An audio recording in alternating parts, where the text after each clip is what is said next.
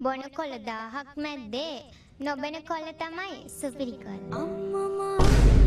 නොබෙන කොල්ල ඒ මොක්කුද? එබෙන්නේ නැති උන්ද? එබෙන්නේ නැති උන් ඉන්නවා නම් ඒ නංගෙට හොයලා දෙන්න. ඒ වැඩක් නෑ අපේ දොට්ට ටී-ෂර්ට් එක ඇවිල්ලා තියෙන්නේ අලුතෙන් ආමයි කලින් කිව්වා. මේ මූ එබෙන්නෙත් නෑ ඕන්න.